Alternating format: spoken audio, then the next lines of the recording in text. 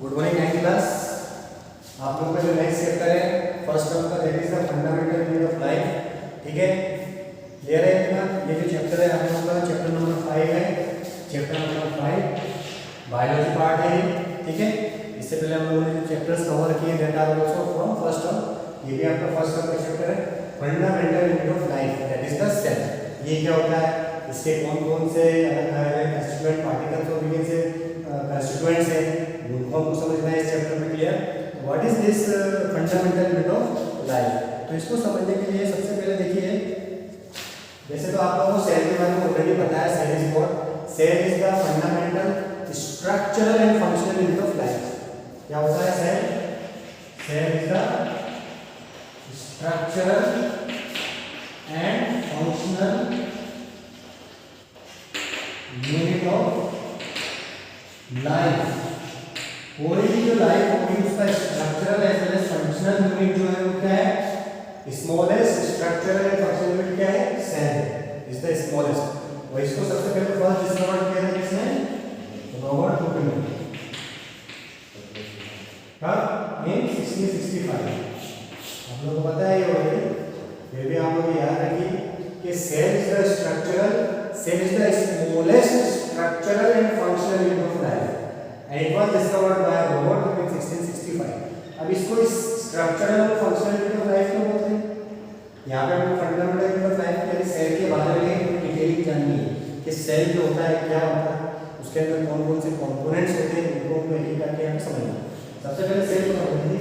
तो cell structural और functional unit of life क्यों कहते हैं? Why this cell is called structural and functional unit of life? Say example, अगर मैं आप लोगों को एग्जांपल दूं, आप लोगों के घर में या आपका जो घर है वो कौन सी बेसिक वैकेंसी स्मॉलेस्ट यूनिट से मिलकर बना है? तो कैसे मिलकर बना है? सपोज तो एक आपका हाउस है, वो कैसे मिलकर बना है? स्मॉलेस्ट ब्रिक्स से मिलकर बना है। BRICS makes house. ब्रिक्स मिलकर क्या बनाती है? हाउस बनाती है। ऐसे हमारे बॉडी में जो होते हैं cell makes organism. Cell makes organism. इस सेल मिलकर पूरा क्या बनाते हैं? ऑर्गेनिज्म बनाते हैं। ठीक है, तो सेल इज द स्ट्रक्चर क्या हो गया? यहाँ का हाउस का स्ट्रक्चरल यूनिट क्या है? ब्रिक हो गई। तो ऐसे ही हमारे बॉडी की स्ट्रक्चरल यूनिट क्या हो गई? सेल हो गई। ठीक है, फंक्शनल यूनिट ऑफ लाइफ क्यों बोलते हैं? फंक्शनल यूनिट ऑफ लाइफ इसलिए बोलते हैं ऑल द मेटाबॉलिक प्रोसेसेस और functions are carried out within the cell.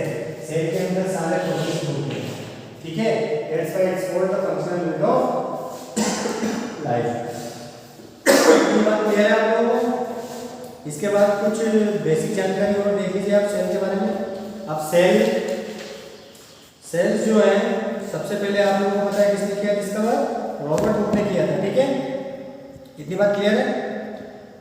इसके बाद कुछ और बेसिक चीज अगर जो आपके इंपॉर्टेंट है वो हम लोग यहाँ पे देखेंगे। The invention of magnifying lens led to the discovery of microscopic world. It now known that single cell में अब ये एक क्वेश्चन यहाँ पे अराइज हो रहा है क्या? ये जो सेल है that are not able to see by naked eyes। हम लोग क्या अपनी खुली आंखों से सेल्स को नहीं देख सकते, लेकिन discovery of microscope help us to see the cell structure। सेल जो इतना छोटा होता है, बिल्कुल माइक्रोन में होता है इसकी size, that because of that we are not able to see the cell with naked eyes। हम उसको खुली आंखों से नहीं देख सकते। but with the discovery of microscope जो देखिए आप लोगों के फर्स्ट पेज पे इसका डायग्राम दे रखा है, that is the compound microscope। तो with the discovery of compound microscope we are able to see the cell, their structure, their components clearly। ठीक है, तो जब डिस्कवरी हुई माइक्रोस्कोप की तो उसके बाद क्या होगा? धीरे उसके जितने भी कंपोनेंट्स थे सेल के वो धीरे धीरे आइडेंटिफाई होने लगे, और उन आइडेंटिफिकेशन के बेसिस पे हम लोगों ने सेल का सेल के जितने भी कंपोनेंट्स थे उनको वेरीफाई किया। ठीक है, तो microscope help us to view the cell structure. ठीक है, तो माइक्रोस्कोप की डिस्कवरी की वजह से हम लोग सेल्स को क्लियरली देख पाए हैं। ठीक है, इतनी बात आप लोगों को याद होनी चाहिए। और जो माइक्रोस्कोप है सबसे पहले जो इसकी डिस्कवरी की थी सबसे पहले वो थे एंटन वॉन लेवेनहॉक। ठीक है, the discovery of microscope was first given by Anton von Leeuwenhoek, ठीक है. It is a Dutch, he was a Dutch microscopist, ठीक है, जिन्होंने क्या करा था, माइक्रोस्कोप फर्स्ट बताया था या बनाया था, ठीक है, डिस्कवर्ड द, और यूजिंग द माइक्रोस्कोप ही discovered the free living cell in pond water for the first time in 1674, ठीक है. He discovered sperm and identified the sperm cell of human also, dog, rabbit, frog, fish and insect. Clear? कितनी बार आप लोगों को clear है? तो microscope भी दो टाइप के होते हैं, एक होता है कंपाउंड माइक्रोस्कोप और एक होता है इलेक्ट्रॉन माइक्रोस्कोप, ठीक है. तो इलेक्ट्रॉन माइक्रोस्कोप से हम बहुत ही क्लियरली बिग इमेज देख सकते हैं. तो we can say magnification of that image by electron microscope is very high as compared to compound microscope. So light, cell can be viewed by using microscope. Clear? इसके बाद जो अगला part आता है वो आता है हमारा what is cell made up of. Cell जो है किससे मिलकर बना है?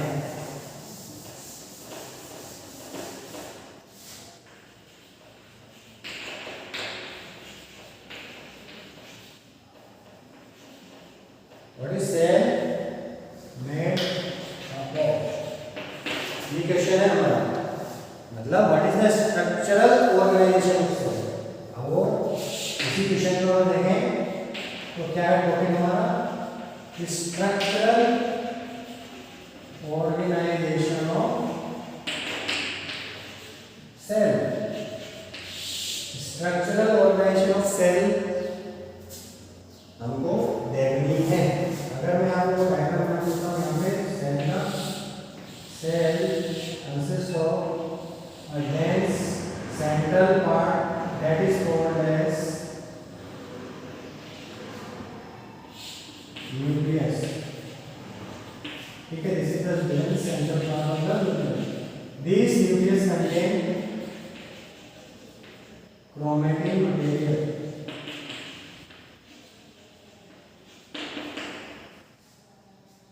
This cell having cover called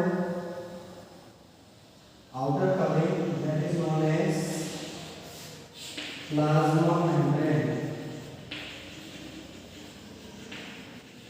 ठीक है. Inside the cell there are five parts that are nucleus that are called ribosome. Inside the cell there is a fluid present that is known as cytoplasm, ठीक है. This is called nuclear membrane.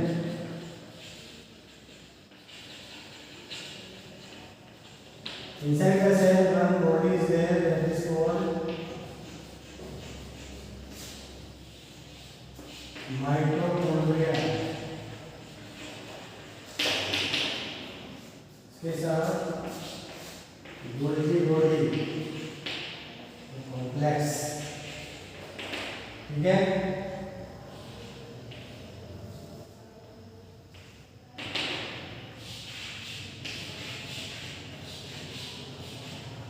These are called endoplasmic reticulum.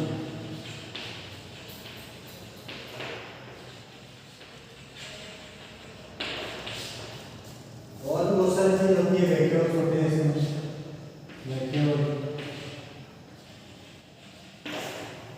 Vacuole Golgi complex, mitochondria, endoplasmic reticulum, plasma membrane, vacuole, nucleus, covering material, ribosome, cytoplasm, nuclear membrane. ये जो structure है ये आप लोग को दिख रहा है क्या? This is the typical diagram of cell, ठीक है. अगर आप सेल को अंदर से देखेंगे तो structural organisation of cell contain Golgi complex, mitochondria, plasma membrane, chromatin material, nucleus, ribosome, cytoplasm, nuclear membrane, endoplasmic reticulum and many more materials are there, ठीक है. तो यहाँ पे ये जो स्ट्रक्चरल ऑर्गेनाइजेशन है these are the parts of cell which is present in the cell. और एक चीज और आपको याद रखनी है, आप लोगों ने छोटी क्लास में देखा होगा plant cell or animal cell. There are two types of cells present. The plant cell are the cell which is present in plant body और animal cell which is present in animal body. तो इन दोनों में एक difference आता है, वो आता है फुल वैक्यूल का प्लस एंड सेल वॉल का. अगर प्लांट सेल है तो उसमें एक चीज आ जाती है that is the cell wall. Plant body में सेल वॉल हो जाती है, क्या आ जाती है? Cell wall. क्लियर? और पूरा वेक्यूल जो होता है बड़ा होता है, ठीक है। और इसके साथ साथ एरिक्सोड्रोम्स होते हैं और वी कैन से बहुत सारे मटेरियल्स इसके अंदर पाए जाते हैं। वो सारे हम एक एक करके स्ट्रक्चर और ऑर्गेनाइजेशन सेल्स में एक एक करके सभी पार्ट्स को डिस्कस करेंगे। क्लियर है? Thank you.